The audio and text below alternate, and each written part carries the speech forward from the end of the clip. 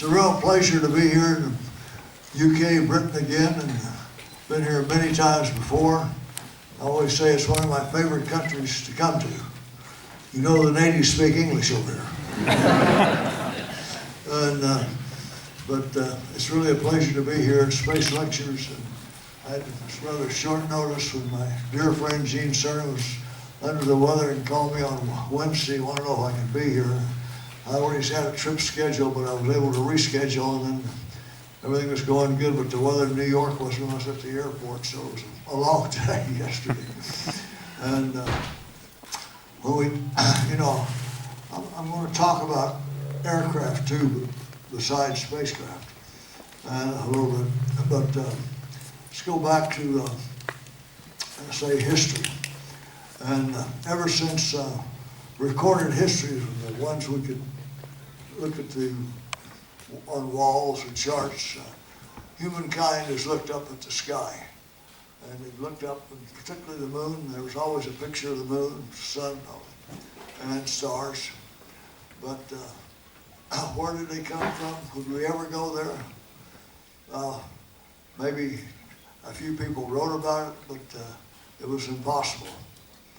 However, things have progressed over the years. And finally, to me, a defining moment was when the Soviet Union first put up the first satellite, Sputnik.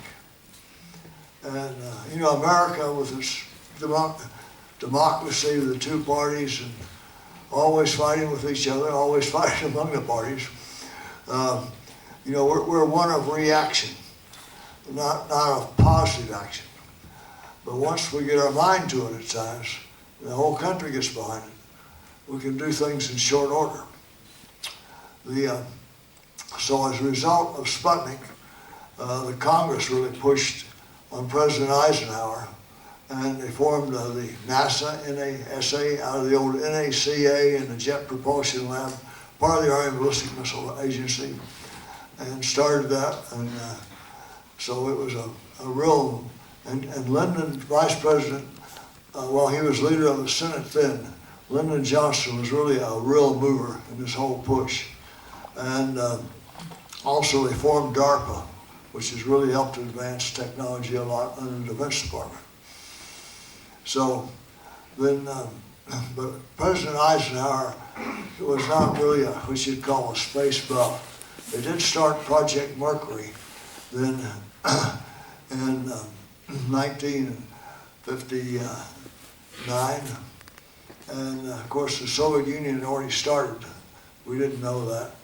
And the defining moment came after President Kennedy, and he was going to be the era of Camelot, the new look and everything. So he had the Bay of Pigs invasion in Cuba didn't work out too well, and a few other things.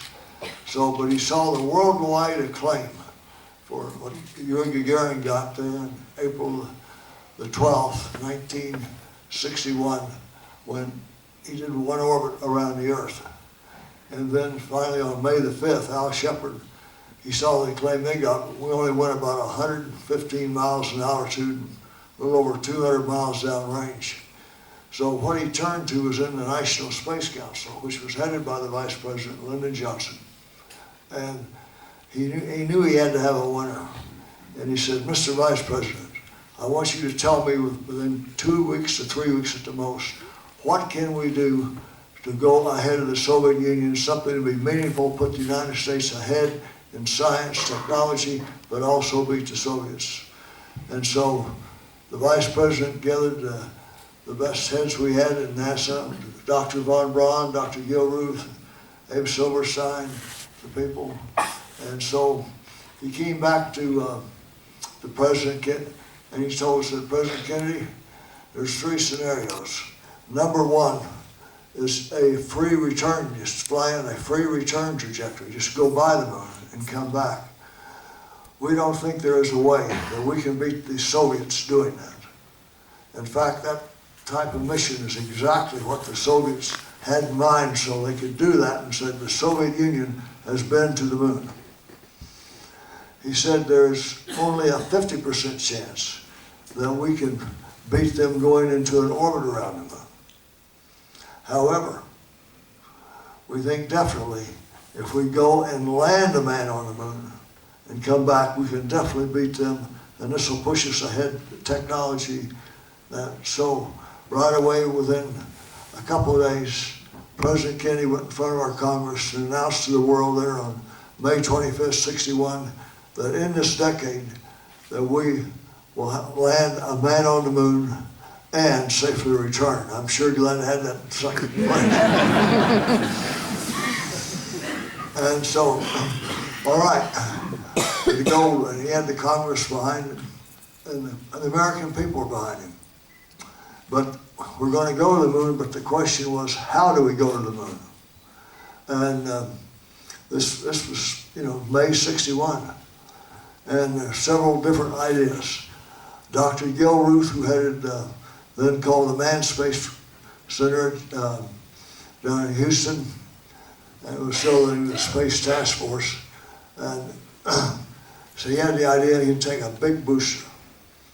Let me see a hands. How many of you have ever seen the Saturn V down at the Cape? Okay, or Huntsville, you've seen one in Houston. You know how big it is. Well, he wanted a booster to do this. It would take about a booster that weighed about 14 million pounds, or 2.5 times bigger than the Saturn V. And it would go and leave stages as it went, direct landing, and then come back leaving stages. He said, this is the best. Dr. von Braun in Huntsville had a different idea. He wanted 2 smaller ones, but each one of those would weigh 10 million pounds. So they would be at least 50% larger than the Saturn V. They'd go one, you'd put one into orbit, the second one would go into orbit, it'd rendezvous, and then you'd go a direct ascent to the moon and a direct ascent back. So those are both very big boosters. And you saw the big F1 engines, we have 5 of them on the Saturn V. It would have taken about 12 engines on Dr. Gilruth's idea, and on Dr. von Braun's idea, it would have taken at least 6, maybe 7. However, a team led by Dr. John Hubalt at Langley Field, Virginia, came up with an idea. Nobody would listen to him at the time. And a way you could drastically reduce that weight, do it for less cost, in the end, do it faster and really safer, is to go and have a lunar orbit rendezvous. And so nobody would listen to him here compared to Dr. von Braun or Dr. Gilruth.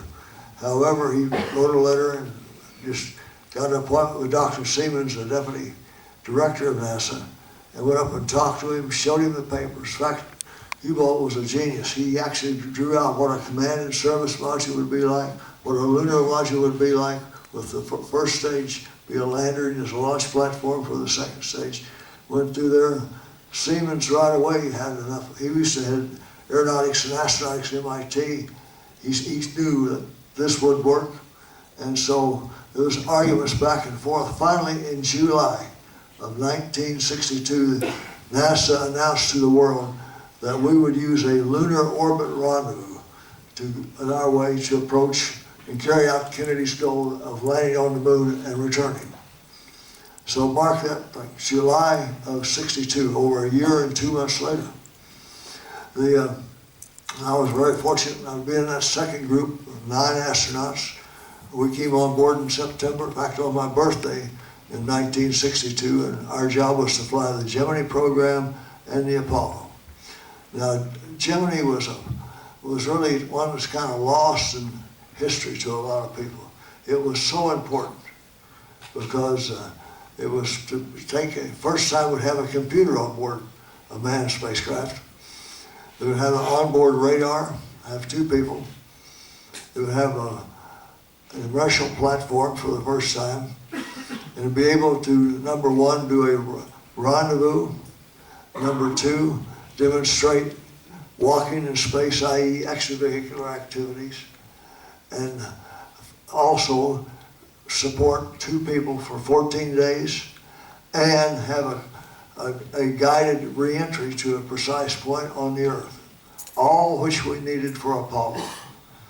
And so it would also get the crews trained in the techniques of rendezvous and docking and long duration and also precise guided re-entry.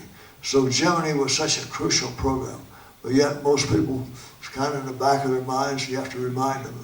It was without Gemini, believe me, ladies and gentlemen and kiddies, Apollo could have been a disaster. All we learned from that, we incorporated into Apollo. And then I was very fortunate for that. I was chosen to be first I was chosen to be on the first Gemini crew with Al Shepard. But Shepard had a problem with his inner ear, had Meniere's syndrome, got grounded. So they said, and so Grissom was there, and he wanted, the commander could choose who he wanted to, and so he chose John Young.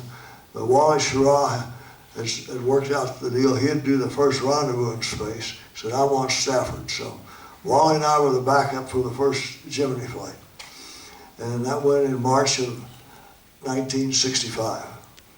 And so we trained long and hard for that. But an interesting thing, we were in crew quarters about 3 days before lunch and before dinner, and it interrupted a news flash that the Soviet Union had just had a cosmonaut walk in space.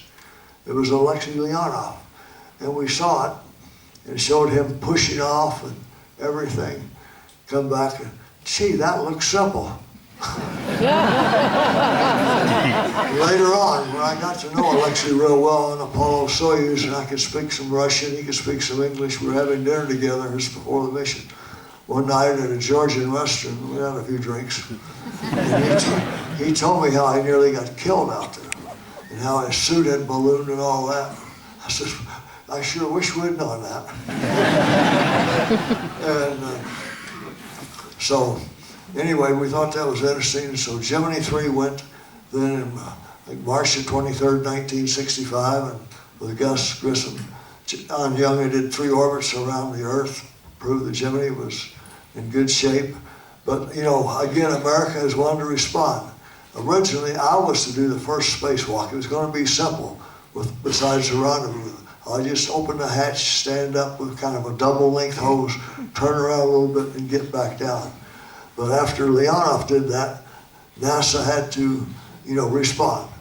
So what did we do? For Gemini 4, real fast, worked up a simple blow-down package with an umbilical for an environmental control system, and Ed White went out. See, Alexei went out for about 12 minutes. Ed White went out for 22 minutes.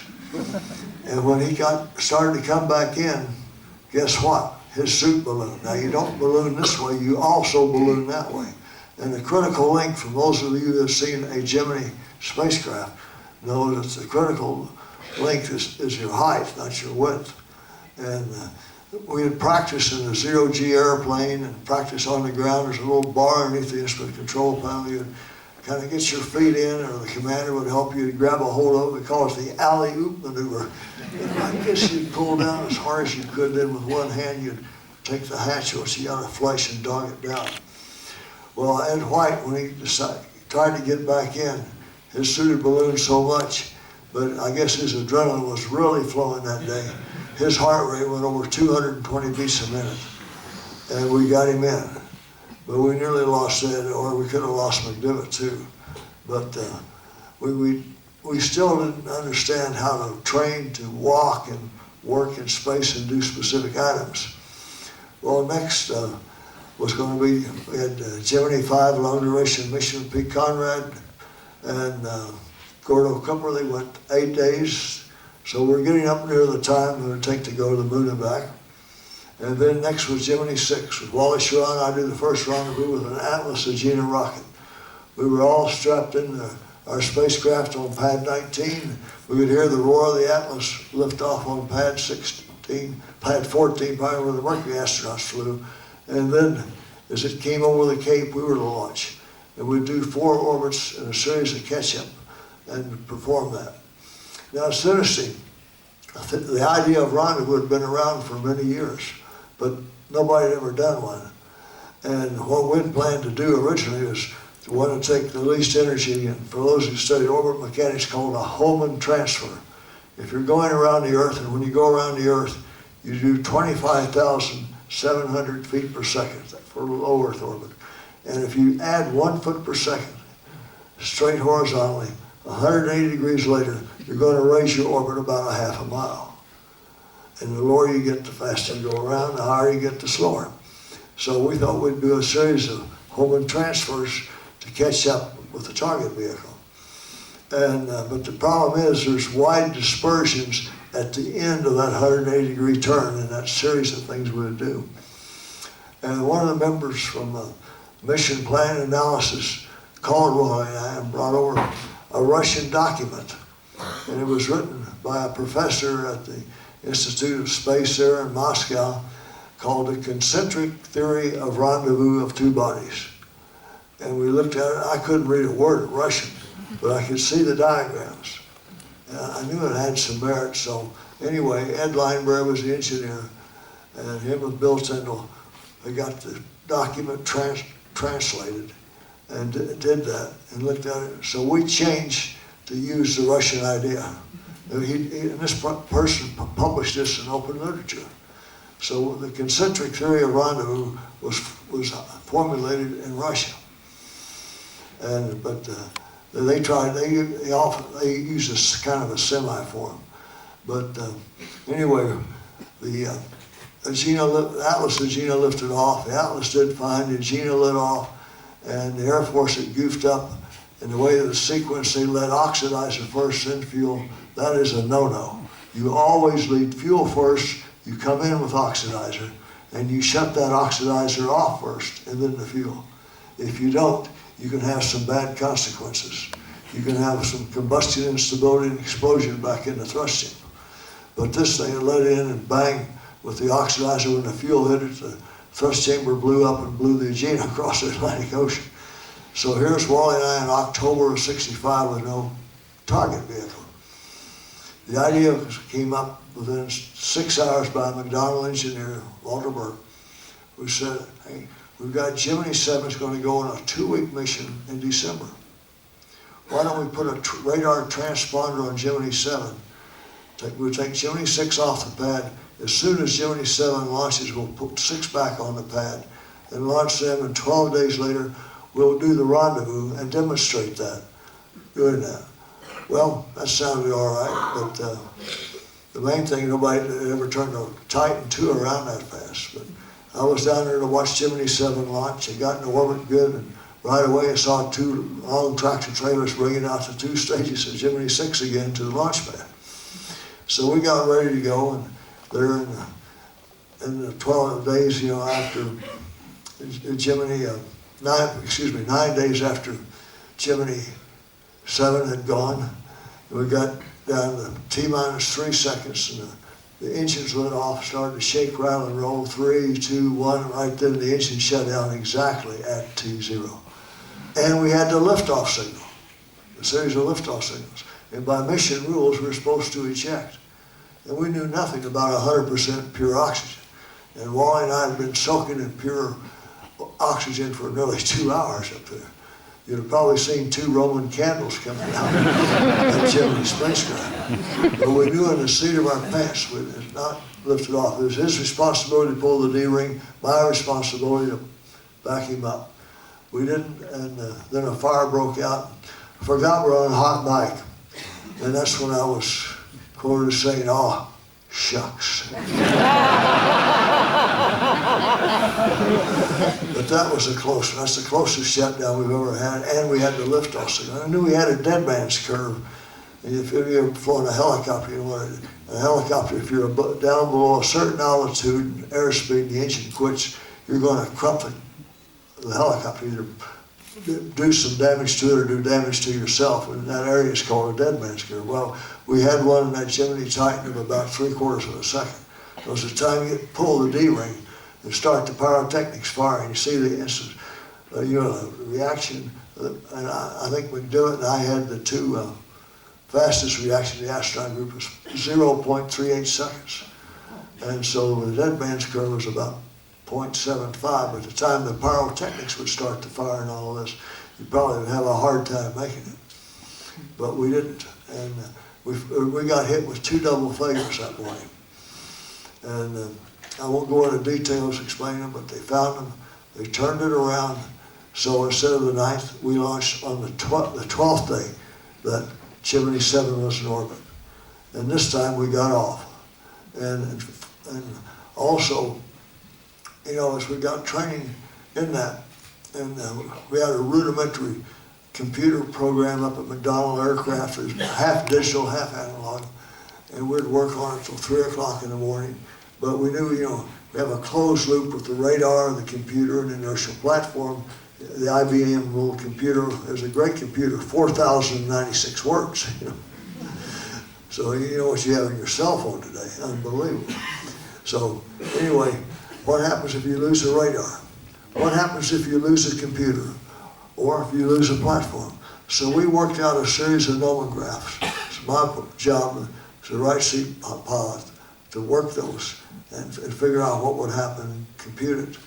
So, and we got into this whole series, and you finally end up about 15 miles concentric. In other words, it's slightly eccentric.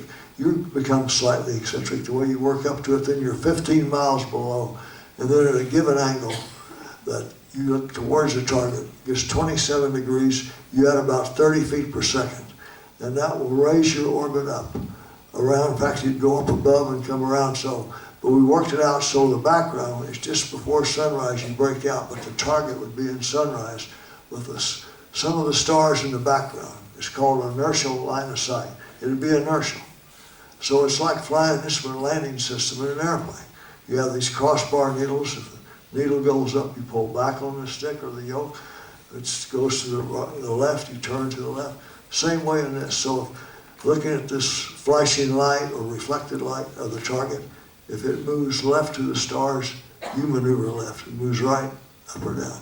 Really a beautiful way. So it worked out like a piece of cake. We rendezvoused right on schedule. Well, also on that computer, when I was taking data points, and as our radar locked on, we locked on about 270 miles out. I started taking data points, and by the time I had my solution, about 2 minutes before the onboard computer had its solution. But I bet we were in a kind of a normal trajectory.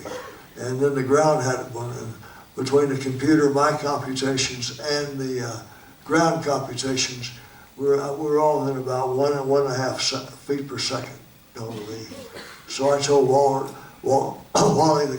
looks like the onboard computer and that solution's working good. I've got mine, but let's take that right now, because we can make it up on mid-courses.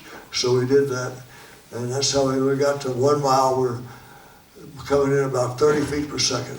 And so I told him to break it down to 15, and we started to break against a half a mile, and we came in and stopped about 10 feet from Gemini 7. And then we flew around and started easing in. There's no way we could dock, so we eased into about between 1 foot and 18 inches from Gemini 7. And it's just like flying formation acrobatics for any of you that are pilots. In fact, it was easier than flying formation acrobatics. Even though you're doing 25,700 feet per second, or if you want to say miles per hour, 17,400 miles an hour. If you're there, it's real easy to stay there. And if you have the right impulse to inertial ratio in your thrusters and torque to inertial ratios, it worked out good. And Gemini was a great design. So Wally flew it, and I flew it around. Then we got out in front and let Gemini 7 fly around us. And also, we had a few jokes. And Jim Lovell was a classmate of mine from the Naval Academy, and it was getting near the Army-Navy game time. And also, at the time, Wally was a Naval Academy graduate, and Al Shepard was the head of the astronaut group. He was a Naval Academy graduate, so this was before the mission. Shepard, Schirra, myself, we're sitting around in crew quarters after working at the simulator. We've been super trained, working up for the Atlas Agena. So we were sitting there late in the afternoon, having a strong cup of coffee or a strong cup of whiskey, whatever, and came up with the idea of something to give a boast to the midshipmen there before the Army-Navy game. So I came up with the idea, go Army. Really, Shepard came with the best one. It was go Navy, beat Army. But Shepard said, let's just put beat Army. So after we rendezvoused, we got there. We were nose to nose. Moved over a little bit so Lovell could see me real close. I guess we were maybe 5 feet away. I said, Jim, you've been up longer than anybody has in space. The doctors are concerned about your vestibular and your visual acuity. I'm going to hold up a sign. Why don't you take a picture of it and read it out? So I held up the Beat Army sign, and he took a picture of it and called it out. It was so unique that Washington Post had a picture of it a couple of days later on the front page. So we jokingly say that was the highest Beat Army rally ever heard. And I think Navy did beat Army that year. But we then turned around. It was a fast pace. The Gemini program, we flew 10 missions in 18 months. Think of that, 10 missions in 18 months. It was a go, go, go. So it was really fast. And then Cernan, I was to be the backup commander for Cernan. And I chose Gene Cernan to be my pilot. And we're to back up Gemini 9, then do the wrap-up mission on Gemini 12. And the prime crew was Elliott C. Commander, Charlie Bassett was the pilot. And we're doing our first mission with them up to St. Louis to look at the spacecraft. Flying their wing, and the weather was supposed to be, well, broken to overcast, about 1,500 feet overcast, 3 miles viz. Well, it wasn't like that when we got there, and the glide slope was out. And I think, fortunately, Elliott C. wasn't a good instrument pilot, but I was flying his wing real close. And he was way too fast on final approach in the soup. And when we broke out, we're at the far end of the runway, and instead of 1,500 feet, the ceiling was down around 400 or 500 feet. And so he broke like that. I couldn't follow him. And so I went to a cloud, did a missed-wingman approach. We broke out. I saw him try to bend around and make a cross runway. Then I said, I've been used to all-weather flying in Germany before I went to the test pilot school, so I had a lot of night and all-weather time.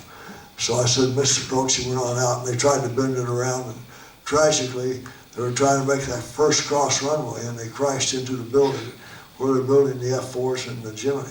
They both were killed, so we had to take over the mission, which was originally going to fly there in May, and then later put to June. So I told, and also we're going to have a long duration spacewalk. There's an Air Force experiment of a rocket pack, and Cernan was to get in this rocket pack, had hydrogen peroxide, hot gas thrusters, and down here, to be sure it didn't burn through his spacesuit, he had an Inconel mesh, like a net mesh, like, the Knights used to have this net armor.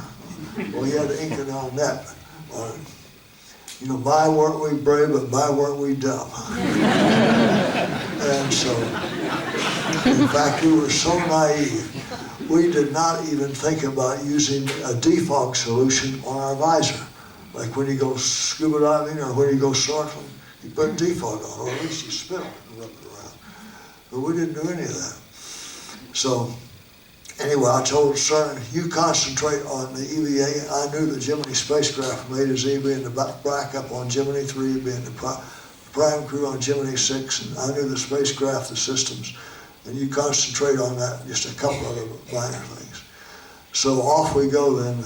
Well, we get ready to go on there at the end we get in May. And we heard the Atlas, the Geno lift off, only this time the Atlas got out of the Atlantic Ocean and started doing flips, and range safety blew it up. And one of the Air Force officers in charge of the Geno program wrote a poem for me. It said, I think I shall never see an Agena out in front of me. and I never did.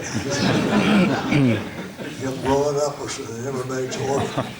So what they did, they planned in a way as a backup to take just the nose section of a Gemini. In fact, they recycled the nose section from Gemini 6 with those 2 rings of 25-pound thrusters for roll, pitch, and yaw.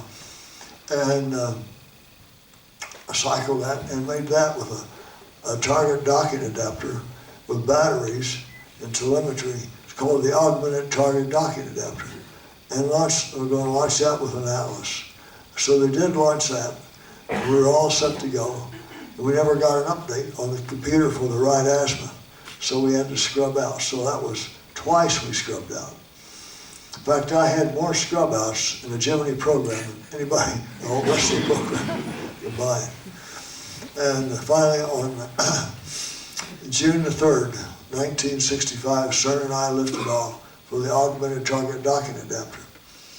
Now also, they said, this thing should last for quite a while in orbit, even with only 25-pound thrusters, with not much fuel in it for the reentry section.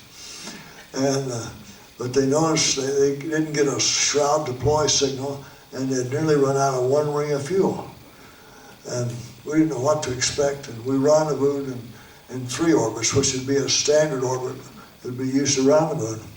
And we got up there and right there, and just in reflected, had a full moon, I could see something weird. I got closer to it and broke out in sunrise. Here were the half of the shroud that had the docking adapter on it. It was a wide. I was trying to describe it to the ground. I said, well, it looks like an angry alligator. I also called it a few other names. And so anyway, it still performed the function. We couldn't dock with it, but we still did the early phase rendezvous. We did the first optical rendezvous and the first ballistic coming down overhead rendezvous. And that was a real bear. And that was to simulate a command module coming down to pick up a low-level lunar module disabled around in low lunar orbit. But after doing that overhead one coming down, I got back and I said, don't ever do that again unless it's an emergency. It's one thing if you do a rendezvous and you look up and you see the stars out there and here's your target and the stars are fixed and all this is simple. But if you start to pitch it from Earth orbit, flying 160 miles up, you can see a slight curvature of the Earth and you see a slow movement by. But the more you pitch down, the faster it's coming by. When you look straight down at the Earth, you don't think you're up at 160 miles. You think you're more like a couple 100,000 feet.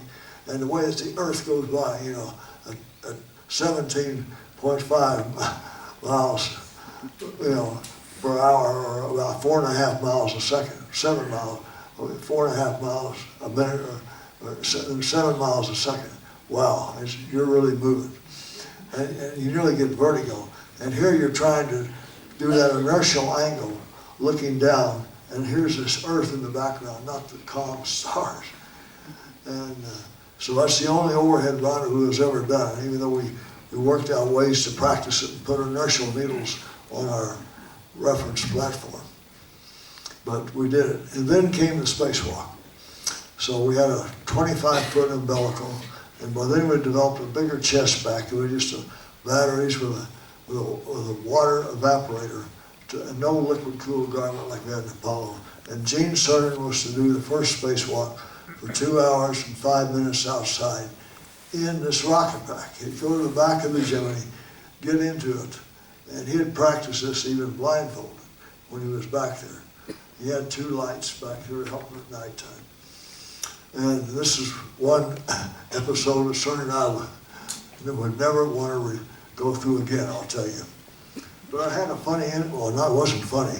I had an incident occurred as we were suiting up that morning.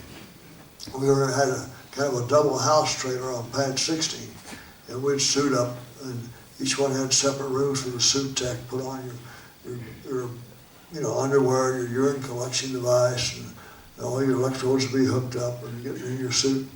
And I was about ready to zip my zipper up finally and put on my helmet, and Deke Slayton, our boss, walked in and said to the suit tech, out.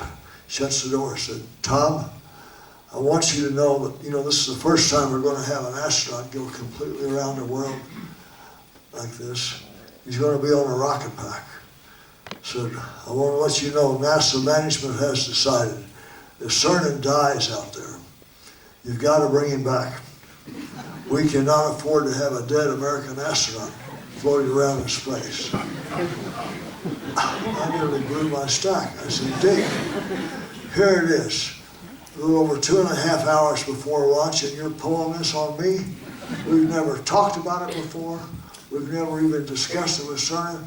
We've never even thought about the contingency plans. I started to think like that. I says, do you understand that to come back, I've got to have the hatch open or something? And that 25-foot umbilical, you know, went to a long umbilical he'd have, where he had his own, you know, oxygen and radio in the astronaut maneuvering unit. I said, he could be 125 feet, and a bus of 25, he could be 150 feet out there, weighing 400 pounds, and my little Gemini were down to the retro section, and there was no autopilot in Gemini either. You had to fly it by hand, and the commander flew the retro maneuver, pitched down 20 degrees, you know, with blunt end forward. So I said, what do you think that 400 pounds on a 150-foot tether is going to do this little 3,000-pound reentry vehicle? I said, we've never practiced that. We don't know what will happen. I don't know if I can get a vector in of about 300 feet per second in the right direction to get captured by the Earth's atmosphere. He was sitting there kind of blank, looked at me. I said, then my God, suppose I do get enough vector to come in. And I come in, I said, right behind my shoulder, about that far, is plasma 3,100 degrees. Do you know how long this suit I'm wearing is going to last in there? It'll be like a balloon in a blast furnace. I says, my gosh, I've got the outer layer, I've got my inner garment, rubberized, the whole pressure and comfort, that's it. I said, I won't be able to survive that. And then suppose some reason I would survive that. Then there'll be something of Cernan left out there. He has so much insulation. He had 7 layers on him, plus that pack, and the umbilical had about 10 layers on it. There's going to be some garbage hanging out there. Here comes the drogue chute. Can tangle that up with the main chute. And then still my hatch is open. And suppose I get through that. Remember Gus Grissom when his hatch got open? And so Deke was saying, he said, what should I tell NASA management? I said, Deke, I was really pissed by then. I said, Deke, you tell them that remember, when those bolts blow and that Titan lifts off, I'm the commander, I'll make the decision, understand that? With that, I put on my helmet, slammed the ring closed, and stormed out. And so here, Cernan outside just waiting for me for a while. So we get in this van. There was in those days, no communication between the two. She rode out. Here we go over to pad 19, get in the elevator up there. First thing we get all plugged in, Cernan said to me, he said, hey, Tom, what was Dick talking to you about? I said, Gino, he said he'd hope we'd have a real good ride.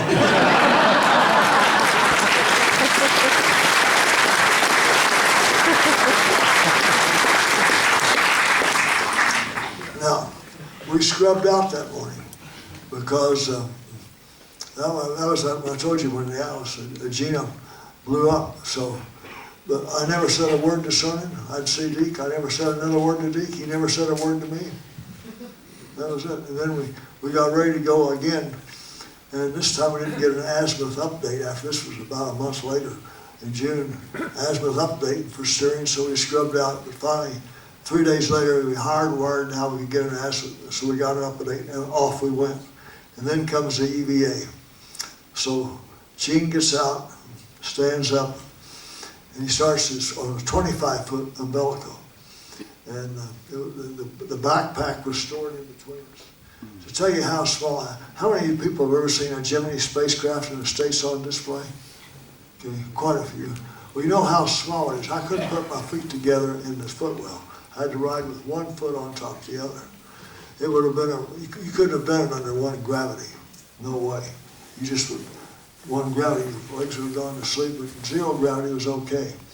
But it was cramped. And your food was in a little container. You had to raise a little handle here and pack it on a string and pull the food out. That Gemini was cramped. You had more room in the front seat of a bug Volkswagen you had in Gemini. But the thing that he was going out to the end of the tether, and you know, Newton's law, whatever Newton's law of motion was getting a hold of him. For every action, there's an opposite and equal reaction. Boom, he'd come slinging back and start to torque my spacecraft around. I was flying in pulse mode a millisecond. And I'd stop pulsing anytime he'd get near the spacecraft. Start back and still trying to go local horizontal. And he was really huffing and puffing. And finally, at the time, he did one thing. Fortunately, put a a rear view mirror on this docking bar we had. It was a convex, so it was a wide angle mirror. And I could look at that and look back out through the window. Again, I was depressurized. He goes back and gets in there, and here he is, you know, we're going small and forward. He's got his back like this, the sun's going down, he starts to say, Tom, my back is killing me. I said, what's wrong, Gene? He says, my left side's starting to burn up. I said, well, I don't understand. He said, we couldn't figure out what was wrong. I said, you want me to turn away from the sun? He says, no, keep going. Well, what had happened? About 7 layers of insulation I told you had in his suit. Well, about that much of it had split away from where the zipper was. So the flux from the sun was going right in his back. And poor Gene got a 2nd-degree burn about that big on his back to start with.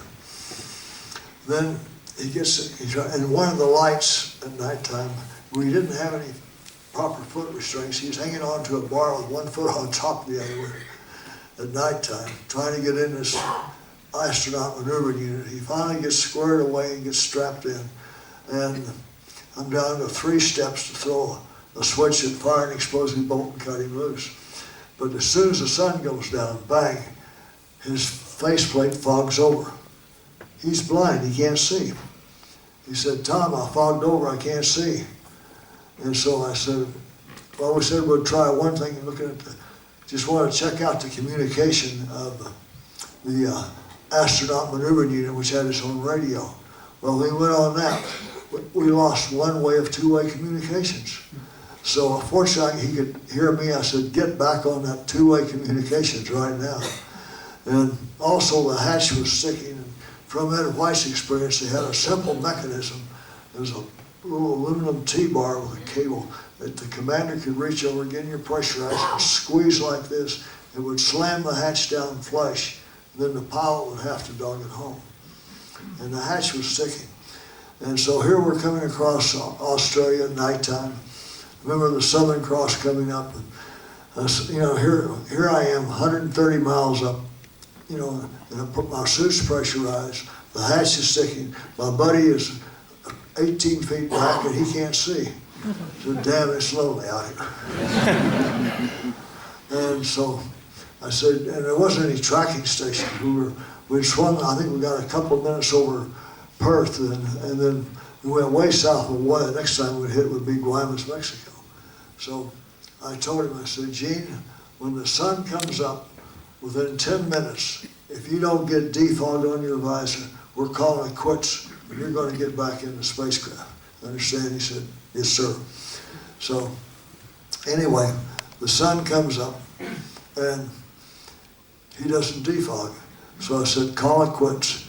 And so, but yet he couldn't see how to get, fortunately, we did have a rail on the top of the Gemini in the adapter section, the retro section. I said, so I said, put your hand up. And I could look in the rear view mirror. I could see a hand come up. And I kind of directed him how he could take his hands, he's floated up, and get a hold of that bar. And meanwhile, I had, you know, this 25-foot tether. It was a big snake about that big, pressurized, trying to pull it in the spacecraft. And I kept tugging on it. I could see him. He got a hold of it. He was walking hand over hand. He was blind. He got near the spacecraft. So I said, swing your body around to the left. He did. And I could see his feet kind of dangle in. I reached over and grabbed a hold of one boot. Again, I'm in his pressure suit. I grabbed it, and he got it in. I put his feet in the ejection seat well. I said, okay, turn your face. I kind of turned him and said, we'll try to get you looking towards the sun. So I got him in the general direction of the sun. Fog would not, pardon me, the fog would not burn off. So I got an idea. So take your hand, put on the docking ring, push it in towards you as far as you can, and take your nose and rub the place with it. So you didn't have a little hold like that. This is not going to be a good day. I said, then I did get contact with the ground, told him I'd called off the spacewalk, that extra activity we used in the astronaut maneuvering unit. I'm going to get him back in before sunset as soon as I could. So I got this, I had this snake all around me, and this Gemini, you can imagine what it's like for those of you who've seen a Gemini spacecraft. And here I was trying to hold it between my legs. he started sliding in the spacecraft, and I'd take one hand and kind of push him. He put your legs down below the instrument panel. He finally got close, but his suit had ballooned, just like Ed White's and Leonos had, in his height. And so he got all he could have. His head was still about that far above getting the hatch flush, where he could hit the locking lever. So I took the over the center mechanism, and thank God we had it. I might not be talking to you today. I reached over and I grabbed that, and with one hand is all I could get, and got the other hand and held it, and I just slammed him down into that seat. And he said, I said, lock it home, Gene. So he started doing, he says, Tom, he says, hurry up as fast as I can. He says, my legs are killing me, my back is bent over like this. It's been, so finally he said, get the pressure up quick, I'm hurting. So he got it locked. I could hear the last click, click, it stopped. Now turn the pressure up, the suit's depressurized. And then he opened his faceplate. His face was completely pink, like he'd been in a sauna about an hour or two long. Now you're not supposed to have water in the spacecraft, but I took the water gun and just hosed him down right in his face. Said, drink this. And in that 2 hours and 5 minutes outside, Cernan lost 13 pounds of weight. That is not a recommended way to lose weight, I'll tell you. So, that was, and you know, we landed the next day.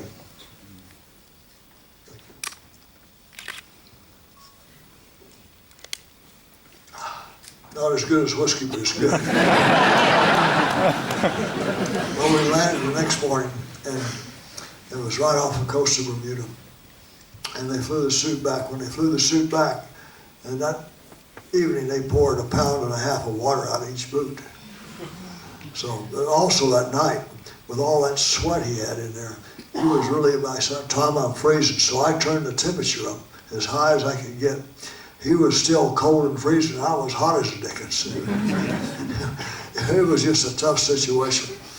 And we had that to contend with, but we came in and we landed. We had a way to second guess the computer. I told the skipper of the Wasp, who was picked up Wally and I, that we had a way we thought we could second guess the computer on the final touchdown. I was flying it by hand. So, and remember, this is way before global positioning satellite, GPS, or that. So he had a sextant for sunrise and high noon. He may have had some early day Lorraine lines. Said, Captain, if you can get that near the line, my inertial platform's good. I think I can put it right there near your flight deck. So that's the first time you ever saw live TV of Gemini coming down. In fact, he had to turn the big Wasp like that, because here we came, we landed 0.38 nautical miles, or about 7 football field lengths from the actual aim point. That was the closest of any Gemini or Apollo spacecraft, so it was quite an experience. But it was an experience that, you know, we said after that, hey, let's just watch this Evie walking in space. We don't know how to do this right. And from that, the idea came out about training underwater. So you'll learn, particularly the young children I see here, you'll learn that from every problem, you'll have a solution and experience, and how you solve those problems. So if you don't have problems, you're not going to have solutions and advancements, but you're always going to have problems, believe me. And but that Gemini 9 was one heck of a mission. And what NASA did then was Cernan went to be Buzz Aldrin's backup on Gemini 12. I went to work on Apollo. And but NASA finally decided they'd scrub this astronaut maneuvering unit completely. And they'd had enough of that. But you know, it's funny, the Cold War, you know, we had advertised what an astronaut maneuvering unit would do flying around in space, you know, could rendezvous with another spacecraft. Well, the Soviets weren't dumb. So what did they do? They had a military version of their first little space station called Salute. They slapped on the side a 23mm cannon that we went on a MiG. So they could just see somebody rendezvousing near their spacecraft, an astronaut getting out there with an AMU and coming over with a pair of pliers or a screwdriver and putting a grenade. So they put, and they actually, read their archives now, they fired it a couple of times, so they're trying to have to move the whole spacecraft, but they didn't want anybody near that spacecraft. So it was It was a unique situation in the Cold War. Most of you are probably too young to even remember the Cold War, but it was cold. And then Apollo, and it was we did Gemini so fast, and really we had there's only 2 close calls in Gemini. The first one was that shutdown. I told you about when Wally and I shut down that engine at T-0 and a fire broke out. The second one occurred on Gemini 8, which Neil Armstrong and Dave Scott, and they did a rendezvous, a 4-orbit rendezvous with an Agena that worked. And they docked, everything was fine. And so after a period of time, the whole mast started to wobble back and forth. And they figured, well, it has to be, everything was fine with Jimmy, it has to be the Agena. So Neil undocks the Agena, and right away that Gemini starts to spin up. And the Gemini got up as high as 1 revolution per second. And with that, where they're at, you started to red out, the blood runs up to your head. And so Neil turned on his re-entry thrusters, which was the right thing to do. We'd never simulated this, but they don't have near the torque that you have from those attitude thrusters that were on the outside ring of the back. And Dave Scott said, was starting to red out, and he finally reached up and started to kill these channels for roll, pitch, and yaw, and he got the bad thruster. But when he stopped, when they got it all stopped, all Gemini 8 had was 1/2 ring of 1 re-entry thruster. The other one was gone. But so it was coming in right away. So Gemini 8 came in after 8 revolutions, 8 orbits. So that was the 2 close calls we had in Gemini. But we made it. But everybody was still pretty high on said what we could do on all this, and we thought we could really beat President Kennedy's goal of landing a man on the moon and returning before this decade. Well, we were still some mistakes out there we didn't know. And tragically, we lost the Apollo-7 crew, part of the Apollo-1 crew. We named the sequence 1, and Gus Grissom, Ed White, and Roger Chaffee there in January of '67. And that set us back about 18 months. In the meanwhile, the Soviet Union was still planning that free return trajectory around the moon, and they had 2 programs. They had that, and after they finally started late, they were going to build a big booster like we had. So that was their approach, except they didn't have a big thrust engine. And I'll go into the 3 technologies that made it possible for American 3 decisions to go to the moon. If we hadn't had those 3, we would have fallen flat on our back. We might have been able to maybe get 1 out there, but I don't think we'd have done it in that decade. The first one occurred back in 1955, when General Bernard Schriever, who was father of our space program and ballistic missile program, and won that race. We still, in thermonuclear weapons, i.e. the hydrogen bomb, they were wet weapons. They had deuterium and liquid hydrogen and all this in them. They were great big things. So Schriever told them to develop a single chamber, 1.5 million pound thrust engine using kerosene, liquid oxygen. And so they started out with, actually with the boilerplate and worked from there. And the bigger the thrust chamber of a rocket engine, the more susceptible it is to instability and explosion.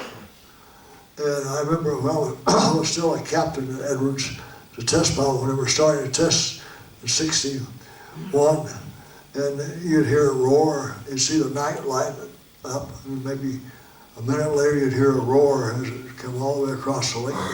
And sometimes you hear a little roar and a big bang. And in fact, the F1 engine was still exploding at times when we were flying Gemini, but they got stability worked out. So that big 1.5 million pound thrust engines, we had 5 of them on the first stage. The Soviets didn't have that. So on their big booster, they put 30 engines on the first stage. That meant you had to have 60 pipes coming down that carried liquid oxygen and kerosene. It was a plumbing nightmare. And they did have us. And if you notice, most of the Russian rockets, you see them, they've got all these nozzles. And that all stems from the fact that early on they did not understand how to make a big rocket engine without having combustion instability. So, however, we exploded our first dry thermonuclear weapon in '56, and thermonuclear technology took off like that. So, in late '57, even though it had gone really full blower for 3 years, the Air Force stopped the F-1, turned it over to then the new NASA, and said, "Here, you take it." So there was slow development going, but when they decided we'd go to the moon, that's when NASA picked it up again in '61 and started it. So it started out under the Air Force to hoist a big thermonuclear weapon, and then it ended up with NASA, but thank God we had that. So we had the big engine, number one. Number two, this is where Kennedy lucked out. Number two, in 1959, 2 years before he made the announcement, NASA then had a meeting of the heads, the agency, and the top engineers. What is the best fuel can we use when we go out of low Earth orbit? Well, it turns out the best fuel you can use is liquid hydrogen, because it's the lightest element, and the lighter the element is, the higher the exhaust velocity will be. And so, but we had a lot to do. How do you produce hydrogen in big quantities, liquefy it, and then transport it, store it, transport it in the booster? How do you keep it in the booster? It's minus 420 degrees to 423 degrees Fahrenheit. So it's quite a challenge. But we had hydrogen on the second stage for fuel, on the third stage, where the Soviets had kerosene. So even though they had a bigger booster that had 9.9 million pounds of thrust first stage, we had 7.5. We could put nearly 300,000 pounds in low Earth orbit, and the Soviets could only put a little less than 200,000. So on their lunar landing, if you look in the archives, you'll see it's about half the size of what we had for our lunar landing. So now that was the right decision. And the third one, as I described, what John Humboldt was a lunar orbit rendezvous. And so those three decisions made Apollo possible. If we hadn't had those three decisions, the big engine, hydrogen in the upper stages, and lunar orbit rendezvous, it would have been very dicey if we'd ever made that in a decade. I don't think we would have. And we may have only had one or two expeditions where we, once we started to fly Apollo, we waited about, we had so many things to fix after that tragic fire in '67. We finally flew in October of '68. Wally Schirra was commander, I was the backup commander. But before that, the Soviet Union in the spring of '68 had their first final successful free return trajectory. Our intelligence knew that they had tried, had launched, and the first stage would blow up on a proton. It had a proton with a Soyuz, but without that round orbital ball, you see. And a proton could put that on a free return trajectory. So it'd have two people in there for 5 or 6 days. And that was what, so they could say the Soviets had been to the moon. And then they were going to have the big booster, the N1, which weighed more than the Saturn V. We would take their lunar orbit, their lunar command and service module, which was a Soyuz, and their lunar landing module. But it was really Mickey Mouse because they didn't have a docking tunnel like we had. To get into their lunar module, you had to do a spacewalk outside. And my good friend Alexei Leonov, he was the one that had been chosen to go on that. Because the Soviets did a lot for publicity, and he's a natural-born PR person. He's a great personality, great person. Some of you may have met him. Wonderful individual, good speaker. So Alexei was going to do that, but he was there to watch those N1s blow up time after time. The first one got about 12,000 feet, and I told you about those 60 pipes coming down. Well, one of the pipes broke, it caught fire, boom, it blew. The second one that they launched got up to about 300 to 500 feet above the pad. And one of the oxidizer pumps of those 30 engines swallowed a bolt, and it actually exploded. And it exploded some other engines. It shut down, and it fell back. And you had all this kerosene and liquid oxygen. And that, you look in the books, you'll see, look at the N2 incident. That was the biggest non-nuclear man-made explosion in the history of mankind. It was about estimated between 2.5 and 4 kilotons of energy. So when you think of kilotons, you always think of Hiroshima, our first nuclear weapon. That was 15 kilotons. So when that N1 fell back and exploded, it was between 1/6 and 1/7 the power of Hiroshima. And Alexei Leonov was down there. He told me about it later on after the Soviet Union busted up. He was standing about 3.5 kilometers away and nearly got knocked down with a blast. Now, nobody was killed. A few people got some flying shrapnel, and they found pieces 10 kilometers away. But they tried it 4 times. It never worked. And that was the end of their program.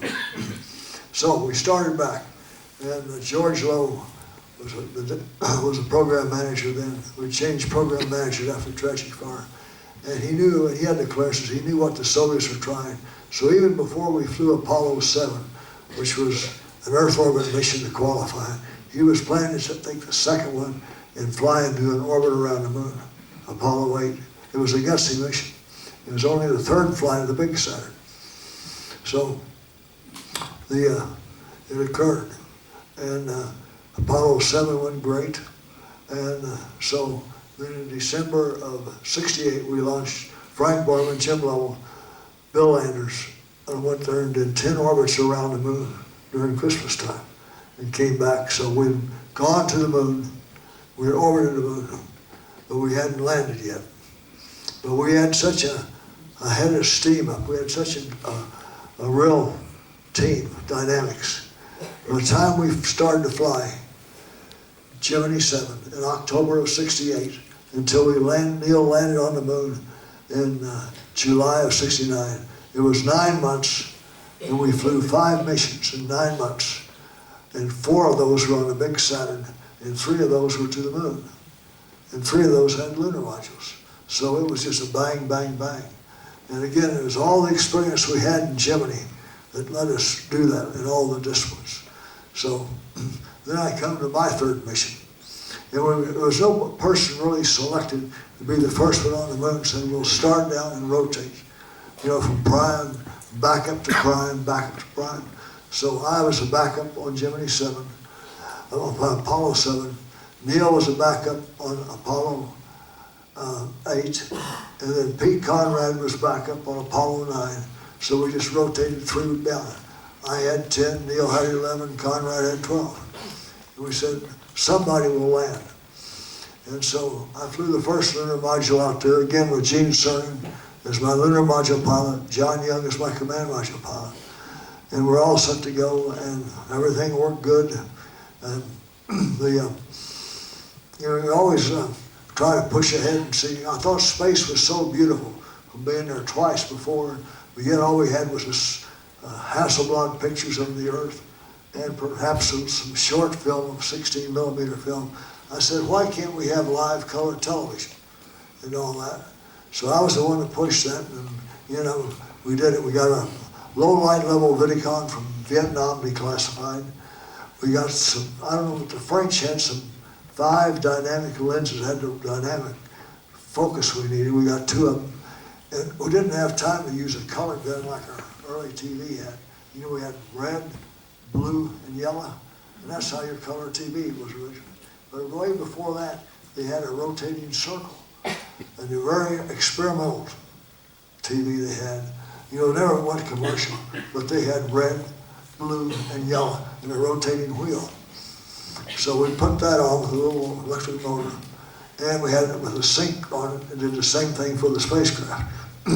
So the first color TV you ever saw was on Apollo 10, and it worked out real well. And we finally turned around after. I've never had any fun. People would often ask, were you afraid out there, or were you scared? Absolutely not. If you're afraid or you're scared, you shouldn't be there. You're in the wrong profession. Most of us, those early groups, were all fighter pilots, we were test pilots, we knew what risk was, we knew how to minimize the risk to the best of our ability. And yeah, we'd lost a lot of friends too, so no, I wasn't scared. But the funniest feeling I ever had was after I left the Earth, because we're over Australia. And from Earth orbit, you look down, you can just barely see a slight curvature. We left, third stage kicked on in nighttime. We broke out in daylight, and here was Australia upside down, really getting some curvature like that. And then we just climbed out into the black and finally shut down. And boom, then turned around, exploded off the command module, docked with the lunar module.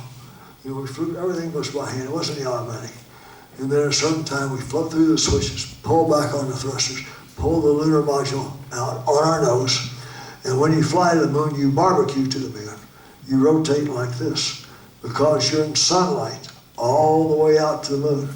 So if you didn't rotate, one side would be very hot, the other side would be very cold. So you'd heat up one side where they could explode the tanks, the other one could freeze the fuel. Now we could stop for maybe an hour or two, but you'd see the heat start to build up on our tensor sensor, have to start to rotate again. So anyway, we hadn't seen the Earth. And so finally we go to that barbecue attitude where you're 90 degrees to the plane of the Earth's sun. And hadn't seen it. Gene Cernan was the first one to see it. He said, "Oh my God, Tom, wait till you see this." And I won't, there's ladies in the crowd, I won't repeat what John Young had to say. And when I saw it, I had a kind of a sinking feeling. Because here was the Earth, about the size, a little bit bigger than a basketball. And it was shrinking and just going away from it. I knew I was in for a long ride that day. And then we showed the color TV back to the Earth, first color TV you ever saw. In fact, feeling real good. I said, you know, they said, "Hey, the pictures look fantastic," all that. And after about an hour, I said, "Say, I want you to call England and tell the head of the British Flat Earth Society that the Earth is really round." So by the time we went to sleep that night, slightly smaller than a basketball, we put up the aluminum shades over the window, woke up the next morning, and by then it was down between about the size of a grapefruit, you know. Then I couldn't see the shrinking like I had before, but you get used to it, the human mind adapts. And every 20 minutes the Earth would go by, and then the sun would go by, and we were told about this. We didn't see the moon. And we were told, you're going to be in an eclipse, you won't see it till you really get there. So, I'll tell you another funny thing. So, anyway, I said, so we woke up, and here was the news, you know, the whole world saw the first color TV, is great. But also, said that Colonel Stafford had a message from the president of the British Flat Earth Society. Said, "Tell Colonel Stafford, yes, it is round, but it's a flat disc."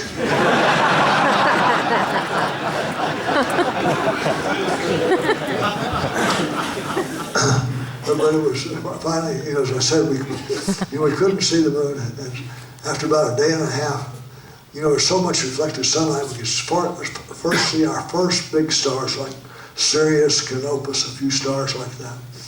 Get more and more the further out we got.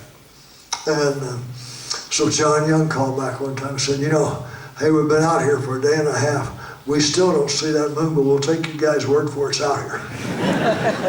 And finally, when we got about 6 hours out, John could see it through his telescope, a little sliver of the moon. We got out and looked at it. And then the sun went down. We're still in contact with the Earth. You can see the Earth back here, but it was just a big black area. Couldn't see it down below us. So we got all squared away in the right attitude. And 2 minutes before we're supposed to turn on the engine to break into lunar orbit with our lunar module on our nose. And suddenly, right about 60 seconds before, boom, here comes the moon right underneath it, 60 miles. Everybody was looking at, wow. I said, "Hey guys, get your head back in the cockpit. We got to get this engine on, right?" So we turned the engine on and flipped over to the right attitude to go local horizontal. Had the color TV on, so we transmitted back to the Earth what they looked like. You know, the first Earthrise transmitted back. And you'll never forget your first Earthrise, I'll tell you. It was really unique. And so then your orbit around the moon is every 2 hours. And the moon, that's only 1/6 the mass, and you go around every 2 hours, and your speed is slow. It's 5,500 feet per second, or about 3,700 miles an hour. Now that's slow compared to Earth orbit. In fact, you're seeing how slow the moon was going compared to Earth orbit. I thought it was going to stall out. But our lunar module, unfortunately, was too heavy to land. But our job, Cernan and I, was to go down about 10 miles above the moon, 9 to 10, radar map, photo map, visually look out, and look at an ellipse, and try to pick out the potential landing sites on the moon for the next mission that might make it. So we did that twice. And we went way up above John Young, about 210 miles and down to 9 miles. And we kept getting further behind him so we could phase into the rendezvous. So we came down on the second one. We're going upside down and backwards. And we're just about to lose contact with the Earth. And I noticed the thruster starting to fire. And I couldn't figure out why, because everything was stable. And it showed my needle had a yaw rate. But yeah, I looked at my attitude indicator. I could tell I was not yawing. And I looked out the window, see, and the moon wasn't moving in that direction. So we were all buttoned up, ready to go. So I reached down and tried to hit an attitude switch, but I missed it, went to the wrong direction.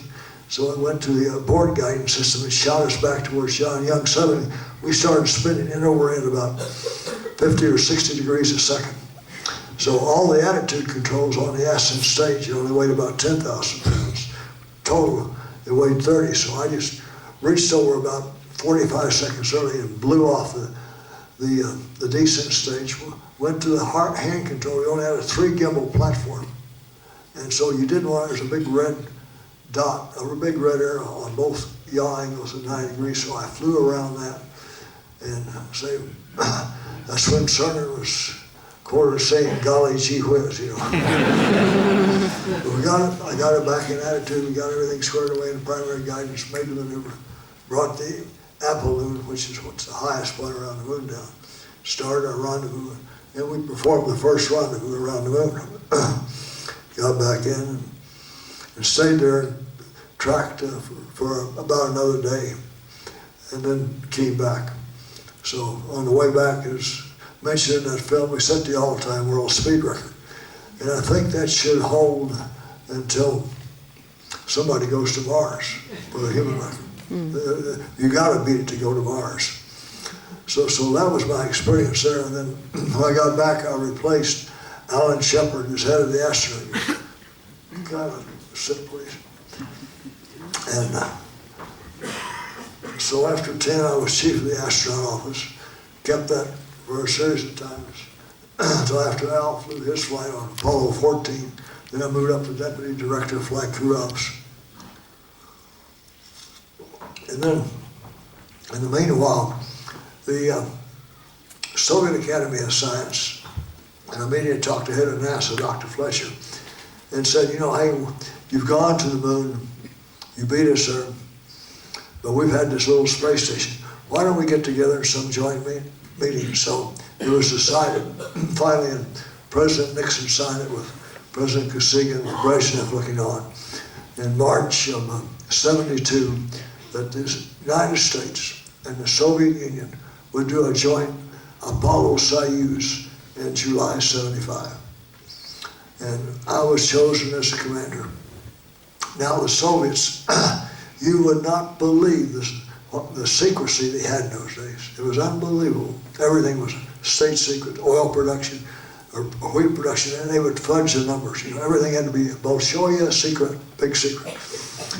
And so they said, so it was signed in March of '72 to fly in '75.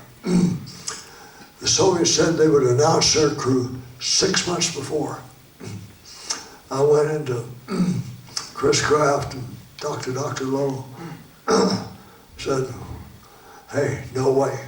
We need at least 2 years to work with those Soviets. The they use the word now, Russian, really, all the Soviets were really Russians. And that was, again, I had a misconception. I thought they were all Soviets. They're not. Under the Constitution at that time, only 6% of the population could belong to the Soviet Party. The other parts were just people. So, anyway, I said, I need 2 years to understand how to work with them, understand their systems, what do we do, the procedures and techniques. I want over 2 years, I can. I said, you got it, Tom. So in February of '72, I drew my line in the sand. Said, here's the crew. I'm the commander. Vance Brand's the command module pilot. Dick Slayton is the docking module pilot. So right away, the press all over the world went to the Soviet Union and said, hey, here's the Americans, where are you? So they reluctantly, then 2 years before, at the Paris Air Show in Le Bourget in '73, brought people in and announced the crew would be Alexei Leonov and Valery Kubasov. So it was, so we finally got, we found with working with the Soviets, it was tough negotiations. However, once they signed the line, signed up to it, they lived up to it. It was very interesting. So working there, and again, I couldn't, with my Oklahoma accent, I had a tough time learning foreign language. In fact, this little town I grew up in, this Dust Bowl in western Oklahoma, was so small we didn't even have foreign language. And the Russians always had a hard time understanding me speaking Russian with my accent. In fact, when I was with my instructors, I used to get muscle cramps in my chin and my tongue speaking it. There's so many consonants in a row. I said a constant instead of now like this. So anyway, we had instructors and we got with it. And finally, one night, under the initial rules, was each crew would speak their own language. The other crew would have to understand what they said. Well, after 6 months working back and forth with us, cosmonauts were in Houston, we were in Moscow, but we weren't getting there. So one night called a vechelinka, another word for it in Russian is priom, means small reception, always a U-shaped table with vodka, cognac, all this, and crab, caviar. So we were having a vechelinka, and I was talking to the backup commander, Anatoly Filipchenko. And we'd had a few drinks, maybe more than a few. And it was like ESP came to both of us about the same time and said, look, I'll speak Russian to you, and you speak English to me. And let's try it. So we had another drink and tried it. And it really worked good because, if you're not extremely fluent in a foreign language, you'll always speak it slower, and you will speak it more distinctly. And so we started that, and that's the way it worked out. We would speak Russian to them, they would reply back in English. So they'd speak English, we'd reply in Russian. And so when I talked to my dear friend Alexei Leonov over the phone, still to my best knowledge I can remember, I speak Russian to him, he speaks English to me. But Alexei's really like a brother to me. And we became very close in that thing. We were all professional pilots. There was no politics aside, never discussed it at all. But it was really great to be there and live in the Soviet Union in those days, have them come over here. And, everything was censored. Probably was a big 6-page newspaper with no ads, okay? And so we always pulled jokes on them. And at one time, Ron Evans, who had flown with Gene Cernan on Apollo-17, he was up in the command module for those 3 days. While Gene and Jack Schmidt were on the moon, he brought over a Playboy magazine. Boy, that's strictly forbidden over there. So we were having some meeting, and the whole group was there. So under the table, Ron Evans opens up to the centerfold of Playboy, and he throws it under the table. And then I say, "Izvanichi меня, это ваша?" Pardon me, is that yours? They all look down. No.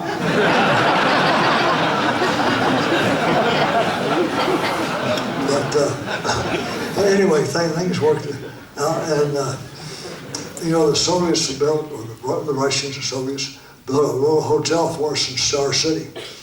And we moved in there. We were there during the 4th of July, 1974. And that was really getting near the relationships and relaxed detente. President Nixon, Secretary of State Kissinger worked it. They had a big reception there in the Great Hall of St. George in the Kremlin. And now we were the honored guests at the far end. I'll never forget it. Here was Nixon. He was still on kind of a semi-high. That he, all heck was breaking loose back in the States because of Watergate. And he thought of his tour around the world and what he was doing in the Soviet Union. We were down there, so Nixon, Brezhnev, Kosygin, and all the Kissinger, Brennan, they all walked down to see us. We had champagne down there. I remember the president had a bottle of champagne. Well, I said, "Here, Tom, let me pour." So he said, "We've done so many things here, Tom."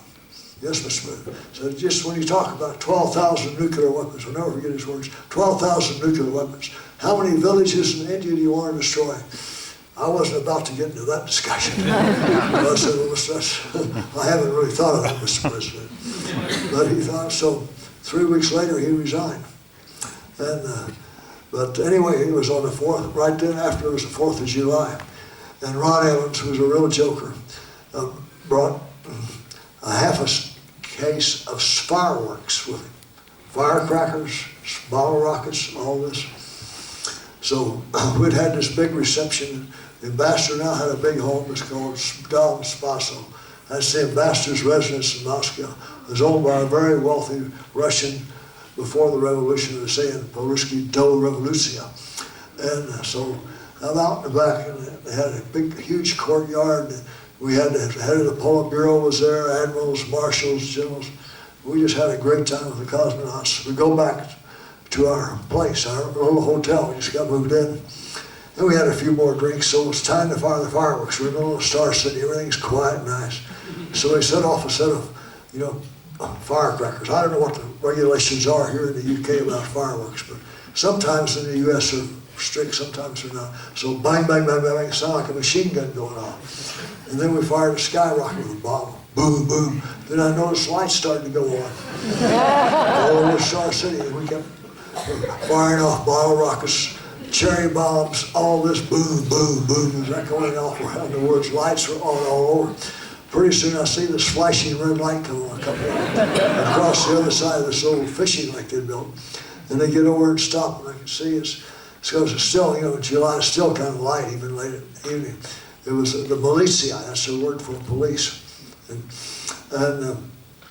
so I turned around and said, "Hey, Ron, give him a bottle rocket." So, "You want a bottle rocket?" This little long, thin piece of wood with a little small rocket. So Ron got a perfect shot the first time. Takes off and goes right over the top of it and explodes. So, anyway, I decided somebody better do something for the police. So this one, obviously their commander gets out and he walks up towards us, way around the lake, he had his hands behind his back. I had a few drinks.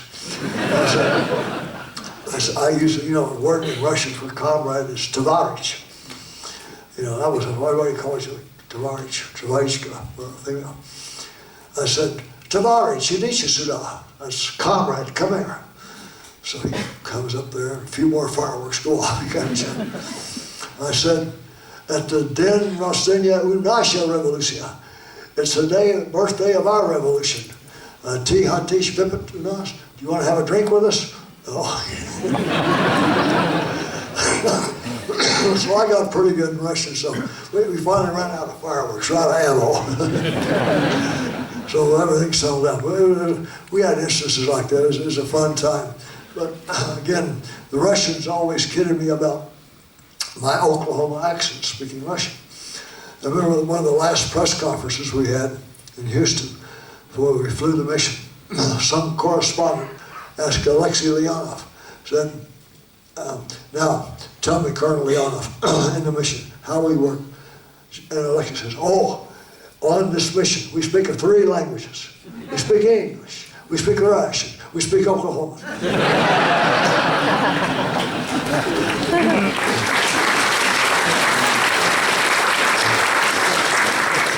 But that was Apollo-Sojuz was a great mission, and it kind of opened up the Iron Curtain. It was the end of Apollo. It was a great, great era there in July '75. It showed the world that if you have two superpowers, different languages, different units of measurements, and definitely different political systems, but if you set a common goal, you could achieve it. And we did that.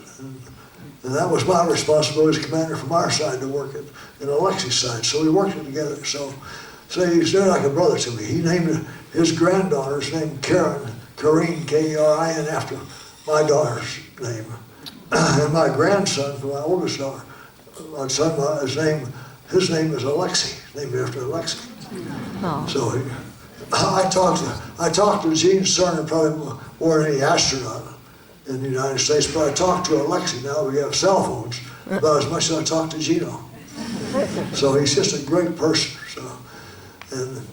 So I see him about twice a year, and as mentioned in that film, because of my experience with the Soviets, the Russians, on Apollo-Sojuz, I still go back there quite a bit.